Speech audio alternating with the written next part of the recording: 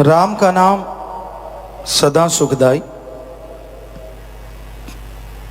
जो लोग ईश्वर का नाम लेते हैं, प्रभु का नाम लेते हैं, उन्हें अंदर बाहर किसी चीज की कमी तो क्या आनी थी, बल्कि कभी महसूस भी नहीं होता। राम नाम एक अलौकिक टॉनिक है। जो भी इसे लेता है वो खंडों ब्रह्मांडों की सैर करता है। इस धरती पे जिंदगी जीने का मजा ही उसे आता है।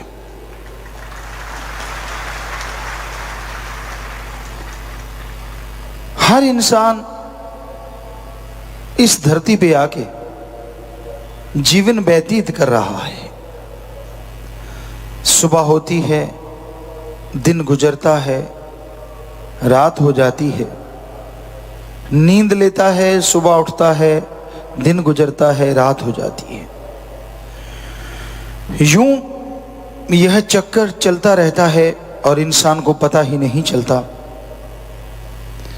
कब उसकी उम्र कितनी हो गई। समय गुजरता चला जाता है, कई लापरवाही से, कोई बेहद परवाही से दुखी रहते हैं। लापरवाह हो गए, श्वास चले गए, जिंदगी बीत गई। यूं लगता है जैसे एक समय पूरा करने आए हैं।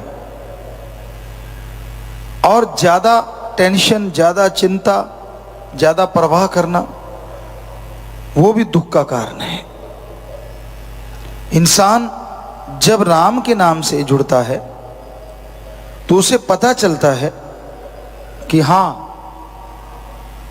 घंटे, महीने, साल जो गुजर रहे हैं कुल उम्र में से कम हो रहे हैं।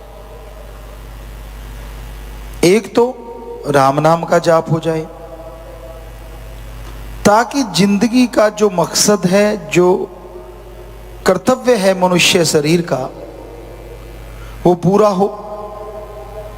दूसरा, मनुष्य शरीर के जो कर्तव्य हैं उनका निर्वाह करते जाओ। जो भी रिश्ते नाते आपके हैं उनके प्रति वफादार बनके, उनके प्रति जिम्मेदारी समझते हुए उन्हें पूरे करते चलो। फिर जो दिन गुजरे खुशी से गुजारो। अरे जो दिन आज गुजर रहा है वो आपकी लाइफ में, जिंदगी में दोबारा आने वाला नहीं है। हर दिन आपके लिए कुछ ना कुछ नया है और हर दिन जो गुजर गया वो लौट के आने वाला नहीं है। आप देखिए आपके बचपन के वो दिन आज भी आप याद करते होंगे। क्या वो लौट के आए? नहीं आए।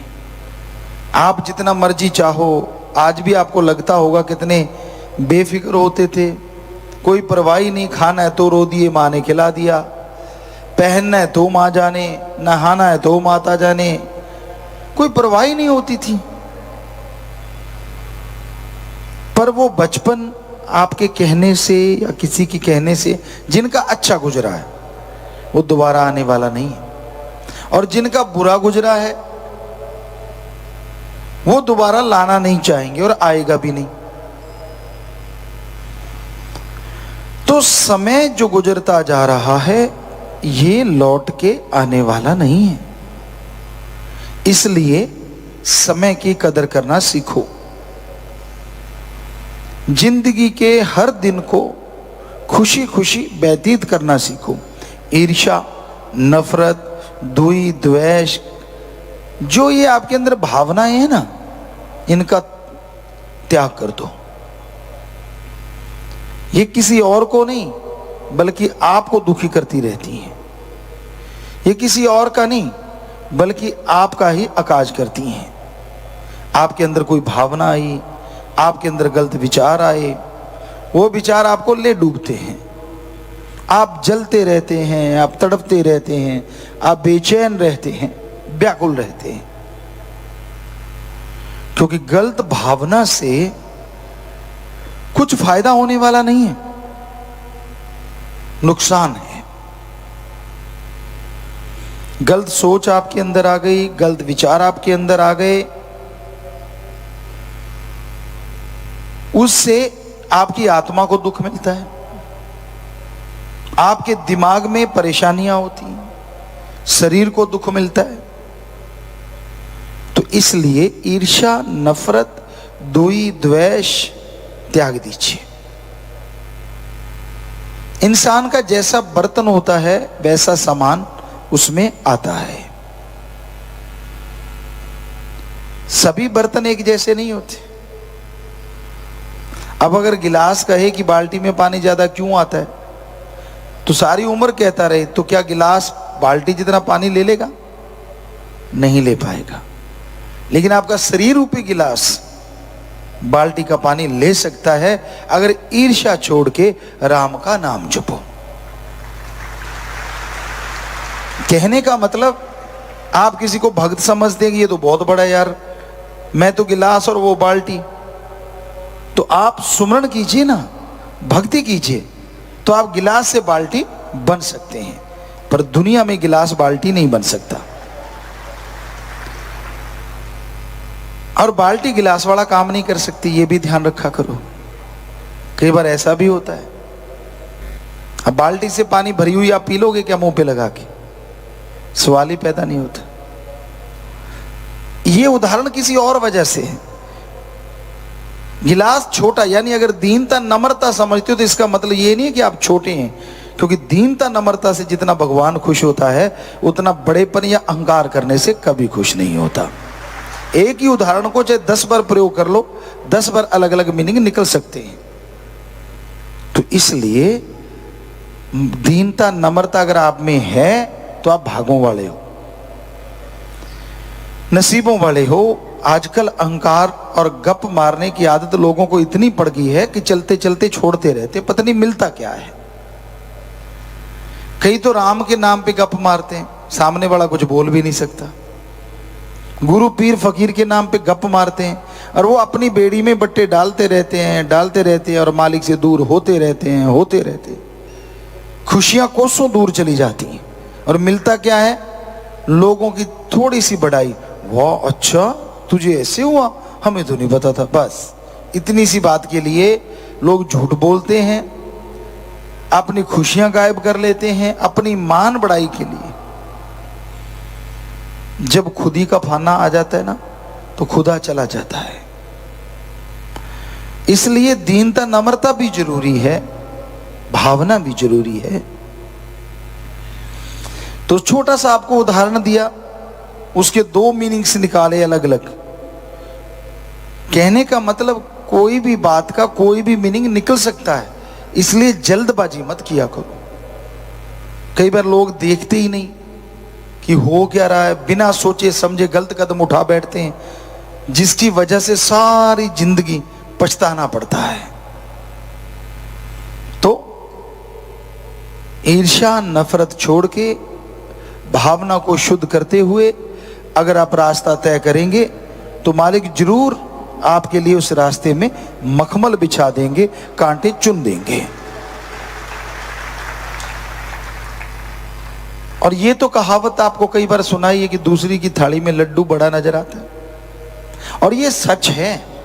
आजकल के बच्चों को शायद उतना नहीं पता, गांव में रहते उनको पता होगा। हमने बिल्कुल पास बैठ बैठ के ये चीजें देखी हैं। आमतौर पे ये होता था कि पूरे गांव में भाईचारा होता था, शादी होती थी तो वहां मिठाई वगैरह बनती थी, और घर घर से लोग दूध लेके जाते थे। मान लो घर में 10 किलो दूध है तो 2 किलो खुद रख लिया, या 5 किलो खुद रख लिया। 5 किलो जिनके शादी है उनके घर जाके दे के आना, फ्री में होता था ये सारा। पर सामने वाला भी फिर ऐसे नहीं करता था, घर में बैठते जाके दूध देने गए, और बदले में जब शादी के दिन नज़दीक हैं तो एक चाय की प्याली और एक लड्डू या जलेबी जो भी बनता वो दिया जाता। और वो भी थाली, बड़ी थाली सी होती थी, प्लेटें होती थी पुराने टाइम में, तो वो थाली में लड्डू रख दिया। खाने वाला ये नहीं देखता था कि मेरा कैसा, वो अच्छा यार उसको बड़ा ला के दिया, मुझे छोटा ला के दिया। होते वही हैं, पर कई बार हाथ ऐसे होते हैं बांटने वाले के थोड़ा सा 19-20 का फर्क पड़ जाता है। और किसी के हाथ इतने बड़े बड़े और किसी के इतने सी हैं। अब जितना उसमें सामान आएगा वैसे ही बनाएगा ना। तो वो जानबूझ के नहीं लाते, वैसे उठाया बीच में से रख दिया है कि किसके पास टाइम होता है, लेकिन खाने वाले के पास टाइम होता है। वो जरूर देखता है, अच्छा उसको तो बड़ा और मेरे छोटा। अगली बार 5 किलो की जगह 2 किलो ही दूध आता है। तो वो कहावत बन गई, दूसरी की थाली में लड्डू बड़ा नजर आता है। ये हकीकत है, ये हमने होते देखा है, लोगों को बोलते देखा, यार देखो उसको ज्यादा ला के दिया, मुझे कम ला के दिया। और उससे किसी का पेट नहीं भरता, वो तो एक सत्कार होता है, एक सम्मान होता है। ऐसे ही कई सत्संगी भी होते हैं, क्योंकि हम सेवा में शुरू से आया करते, कईयों को कहते सुना, देखो यार परमपिता जी ने उसको तो कपड़े दे दिए और मुझे छोटा सा टावल, यार मेरे को तो रुमाल ही दिया है। और कई जिनको दृढ़ यकीन होता है वो कह देते नहीं, वाह रुमाल मिल गया यार, सतगुरु के हाथ से लगा हुआ, छाती पे लगा, चूमते हैं, दिल से लगा के रखते, उनको कोई लेना देना नहीं किसको क्या मिल रहा है, उनको जो मिला उससे वो बेइंतहा खुश रहते। और जो दूसरों की ईर्ष्या कर करके वो अपने वाली जो खुशियां सतगुरु ने बख्शी है वो सारी गवा के चले जाते हैं। ये सच्चाई है, ये वास्तविकता है। तो इसलिए ईर्ष्या नफरत नहीं करनी चाहिए किसी भी क्षेत्र में, चाहे वो रूहानियत का क्षेत्र है, चाहे दुनियादारी का क्षेत्र है, कोई भी क्षेत्र। आप अपने बर्तन के अनुसार सामान लेते हैं, और पीर फकीर एक खुशी में कुछ भी बख्श देता है तो वो समझो आपके लिए बेहद और बहुत बड़ी दात है।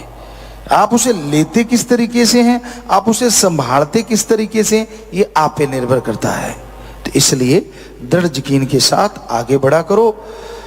कुछ ऐसा घटित होता है कई बार इंसान के घर में या परिवार में, इंसान झिझकोड़ा जाता है, हिल जाता है जिसे कहते हैं। लेकिन कहते हैं ना, भगवान कई बार कुछ ऐसा करता और पीछे पता नहीं क्या छुपा होता है, पता नहीं क्या उसको देना होता है, ये तो राम जाने।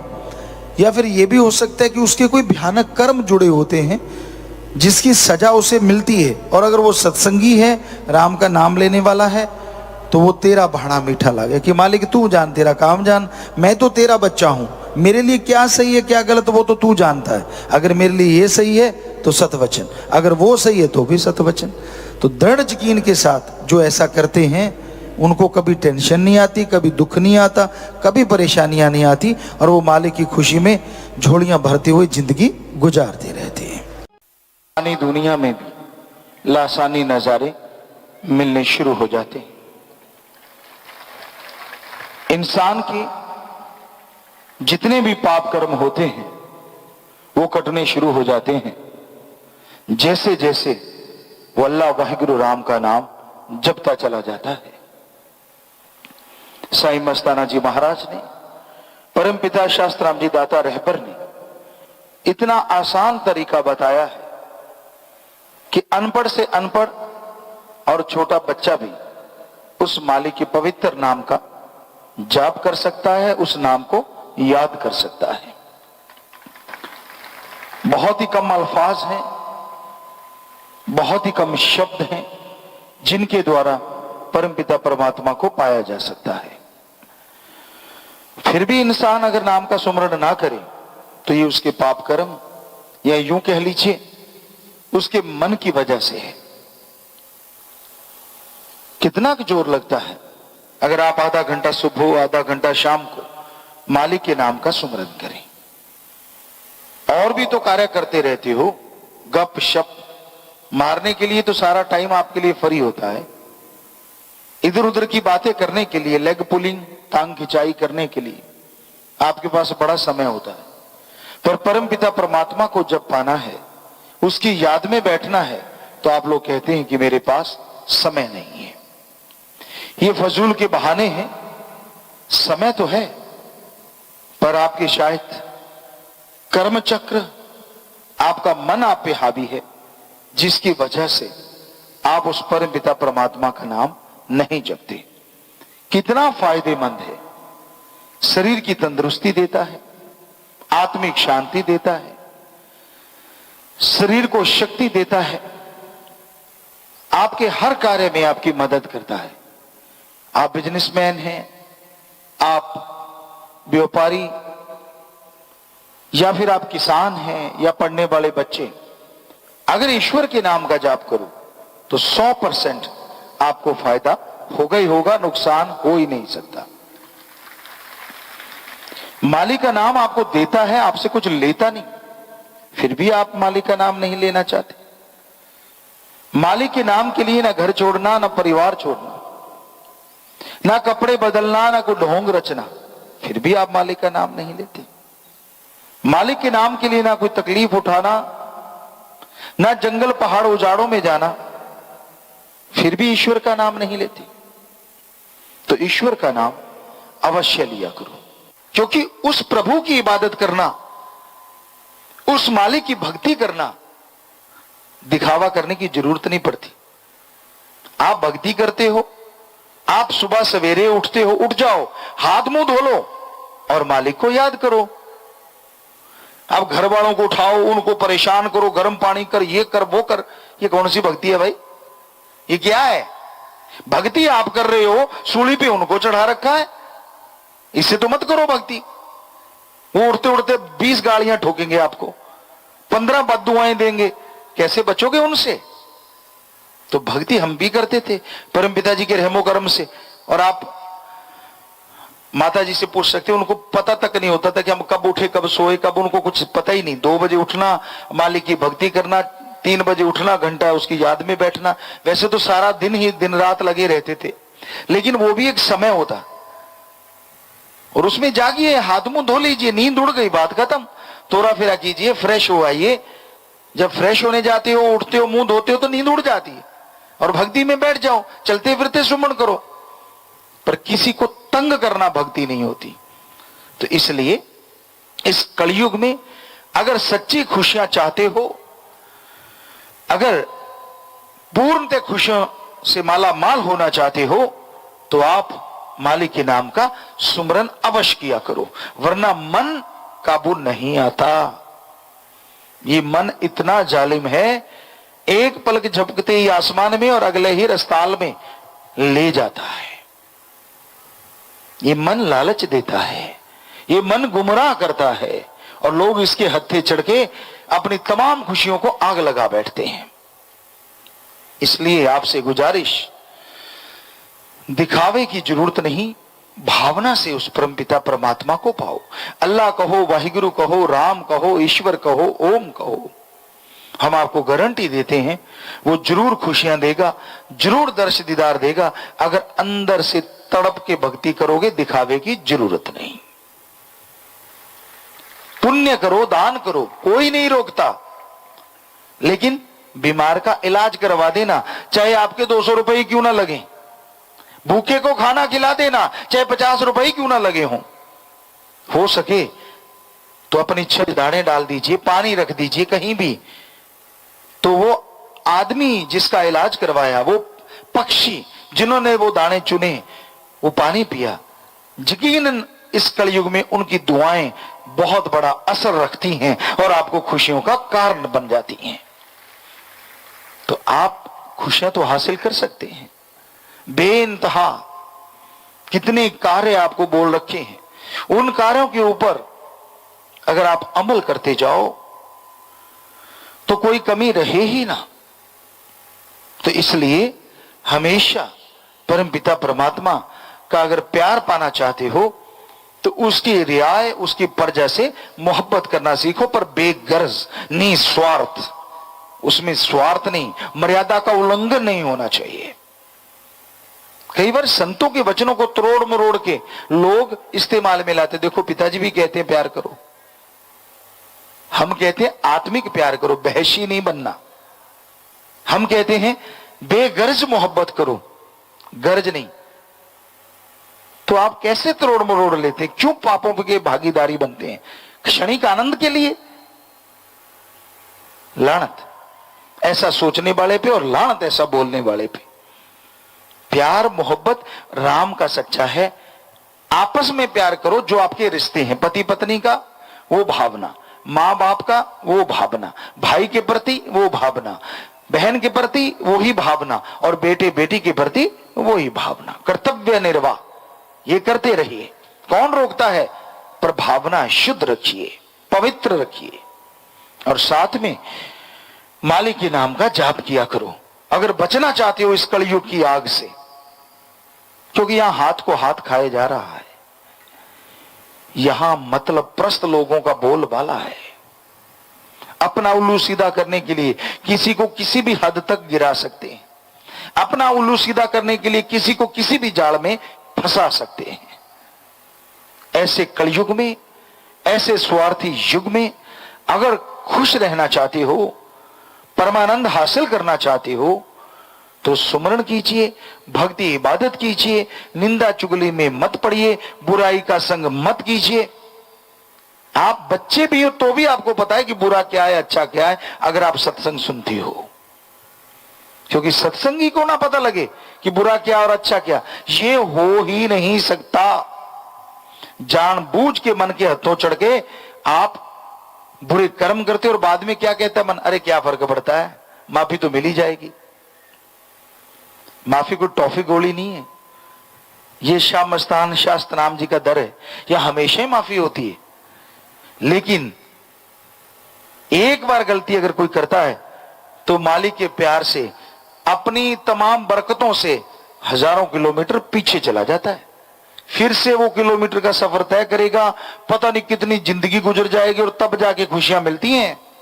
कहीं आपने माहौल समझ रखा है जो कि गलती करो माफी, गलती करो माफी, और दोबारा करते हो तो खुशियां लाखों किलोमीटर चली जाती हैं। कब आएंगी वापस? दिन रात सुमरण करोगे तो, भक्ति इबादत करोगे तो क्यों करते हो गलतियां? क्यों? उस दरमियान जो कर्म होंगे वो आपको भोगने पड़ेंगे। जब तक वो बरकतें वापस नहीं आई, जब तक वो रहमो करम वापस नहीं आया, उतनी देर आपका हर कर्म आपको उठाना होगा, और उस कर्म में हो सकता है आप चारपाई पकड़ लो, फिर क्या बनेगा? तो इसलिए गलती को मन के हाथों चढ़ के मत करो। मन तो कहता कर ले, क्या हर्ज है, पिताजी खड़े करेंगे और आपा कह देंगे हाँ जी माफी, धन धन सदगुरु तेरे, हो गया जी काम। हम तो करते ही रहना है, साईं जी का दर है, उन्होंने वचन किए हैं। हम कौन होते, हमारी क्या औकात, हम तो खाकसार हैं। जब उनके वचन है तो रोकेगा कौन? माफ तो करना ही है। लेकिन ये हकीकत है कि जो हजारों लाखों किलोमीटर पीछे चलेगी खुशियां, बरकतें आने में कितना टाइम लगेगा, आप एक पल भी नहीं सोचते। मन के हाथों चढ़ के कोई बात नहीं यार, माफी तो मिल ही जानी है। पर ये नहीं पता कि अगर यहां भक्ति ना करी, माफी तो मिल गई, और पर मालिक को बुद्धू बनाना हो गया ना, कि क्या फर्क पड़ता है, करते रहो और माफी मांगते रहो। पर दरगाह में वो कसम सब जानता और एक एक पल की खबर रखता है। फिर क्या होगा जब इस जीवन में भोगना पड़ा, जब वहां भोगना पड़ा? तो इसलिए अपने आप को ओवर स्मार्ट मत समझा करो। इतना ही अच्छा है रूहानियत में कि आप भक्ति कर लो, नहीं कर पाते तो वचनों पे पहरा दे लो, बस ये भी काफी है इस कलयुग में। क्या वचनों पे पक्के हैं, मर्यादा के पक्के हैं, क्योंकि ये रहना भी कौन सा आसान बात है। चारों तरफ बुराई मुंह फाड़े खड़ी है, चारों तरफ फिसलाने वालों की फिसलन भरी पड़ी है। काम वासना, क्रोध, लोभ, मोह, अहंकार, मन माया, इसके घोड़े पे सवार जो चढ़े रहते हैं वो एक दिन गिरते जरूर हैं। कई सुनते हैं पर मानते नहीं, कई रोज ही सुनते हैं। और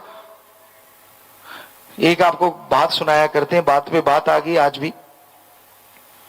एक सज्जन आए, गुरु साहबानों की पवित्र वाणी सुन रहे थे, पीर पैगंबरों की पवित्र वाणी सुन रहे थे।